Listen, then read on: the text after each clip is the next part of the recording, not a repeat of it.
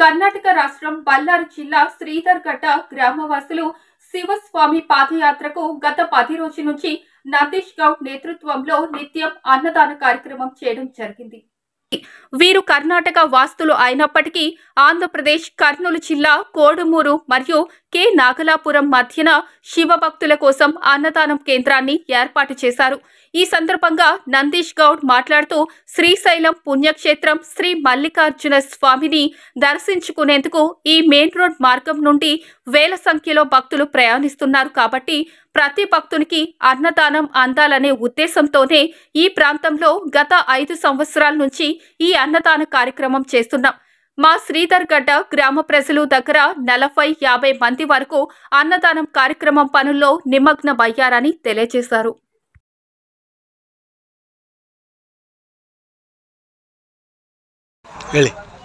ನಾವು ಬಳ್ಳಾರಿ ಗ್ರಾಮದ ಶ್ರೀಧರ್ಘಟ್ಟ ಗ್ರಾಮದ ಬಳ್ಳಾರಿ ತಾಲೂಕು ಬಳ್ಳಾರಿ ಜಿಲ್ಲಾ ನಂದೀಶ್ ಅಂತೇಳಿ ನಾವು ಮಾತಾಡ್ತಿರೋದು.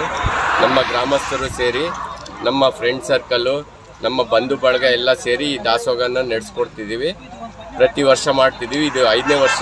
ಇನ್ನು ಮುಂದೆ ಕೂಡ ಇದೇ ಕಾರ್ಯಕ್ರಮ ನಡೆಸ್ಕೊಂಡು ಹೋಗ್ತೀವಿ ಅಂತೇಳಿ ನಿಮ್ಮಲ್ಲಿ ಹೇಳ್ತಿದ್ದೀವಿ.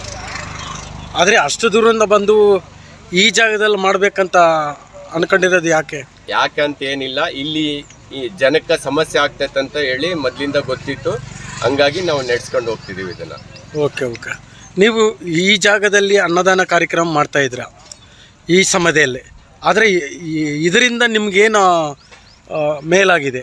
ನಮಗೆ ಮೇಲಾಗದಂತಲ್ಲ, ಜನಕ್ಕೆ ಸಮಸ್ಯೆ ಆಗ್ತೈತೆ ಅಂತಂದರೆ ನಮ್ಮ ಗ್ರಾಮಸ್ಥರು, ನಮ್ಮ ಬಂಧು ಬಳಗ, ನಮ್ಮ ಫ್ರೆಂಡ್ ಸರ್ಕಲ್ಲು ಎಲ್ಲರೂ ಸೇರಿ ಜನಕ್ಕೆ ಅನುಕೂಲ ಆಗಬೇಕು ಅಂತೇಳಿ ಮಾಡಿಕೊಡ್ತಿದ್ದೀವಿ.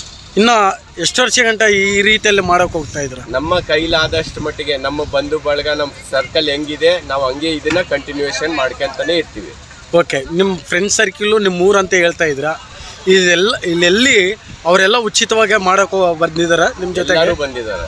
ಅವ್ರ ಜೊತೆಗೆ ನಿಮಗೆಲ್ಲ ಅವಶ್ಯಕತೆ ಮಾಡ್ತಾರೆ, ಎಲ್ಲ ರೀತಿಲೇ ಸೇವೆ ಮಾಡ್ತಿದ್ದಾರೆ ನಮಗೆ.